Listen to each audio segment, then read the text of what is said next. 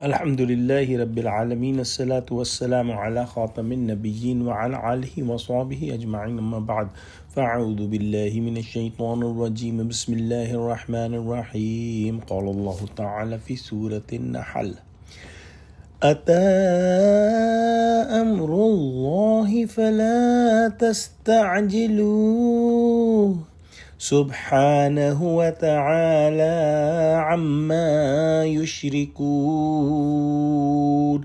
ينزل الملائكة بالروح من أمره على من يشاء من عباده أن أنذروا أنه لا إله إلا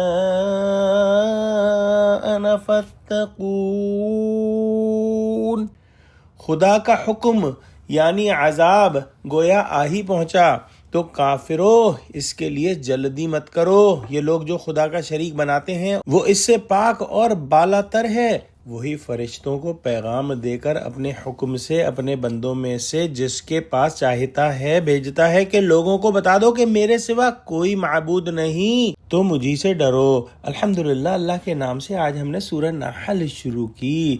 سورہ نحل جو ہے وہ سورہ بنی اسرائیل اور سورہ کہف کے ساتھ ایک گروپ کے اندر شامل ہے، اور یہ تینوں سورتیں بھی نسبتاً طویل ہیں۔ اس میں سورہ نحل منفرد ہے جبکہ سورہ بنی اسرائیل اور سورہ کہف میں جوڑے کا تعلق ہے۔ اس سورہ میں اللہ کی نعمتوں کا ذکر بہت جامعت کے ساتھ ہوا ہے، اور اس کے مضامین کی سورہ انعام اور سورہ روم کے مضامین کے ساتھ گہری مشابہت پائی جاتی ہے۔ آج کی آیات کا مفہوم بہت ضروری ہے سمجھنا، اور علماء نے بیان فرمایا ہے کہ جب اللہ سبحانہ وتعالی نے اپنا رسول بھیج دیا اور اس پر اپنا کلام بھی نازل کرنا شروع کر دیا ہے تو گویا فیصلہ کن وقت ان پر آ پہنچا۔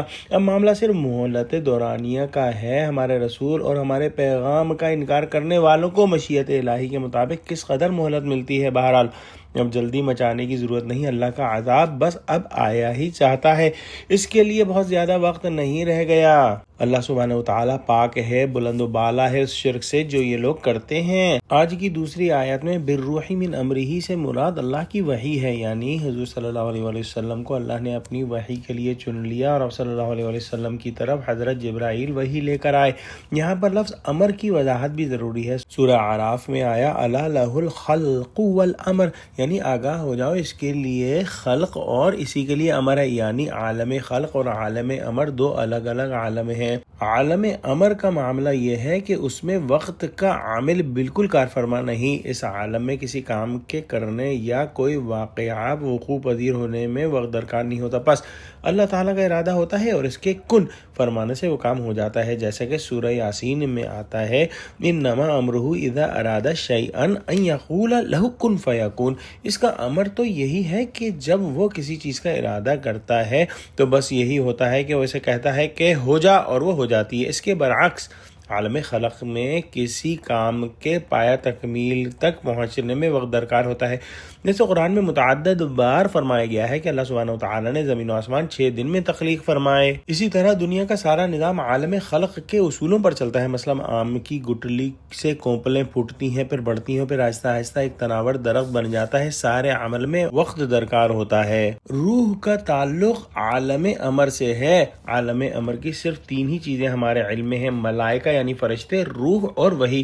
قرآن میں ملائکہ کو بھی روح کہا گیا ہے، جیسے حضرت جبرائیل کے لیے روح القدس اور روح الامین کے الفاظ آئے ہیں۔ اسی طرح قرآن میں وحی کو بھی روح کہا گیا ہے۔ یہ وحی یا روح نازل پیغمبر کی روح پر ہوتی ہے، یہ سمجھنا ضروری ہے، اور روح کا مسکن جو ہے وہ قلب ہے، لہذا قلب محمدی صلی اللہ علیہ وآلہ وسلم روح محمدی کا مسکن تھا۔ قرآن میں آیا نزل بہ الروح الامین علی قلبک لتکون من المنذرین۔ ترجمہ، اسے روح امین نے آپ کے دل پر نازل کیا تاکہ آپ خبردار کرنے والوں میں سے ہوں۔ لہذا روح کو 3 انداز سے سمجھنا نہایت ضروری ہے، یعنی روح وحی ہے، اس کو لانے والے جبرائیل امین بھی روح ہیں، اور اس کا نزول روح محمدی پر ہو رہا ہے۔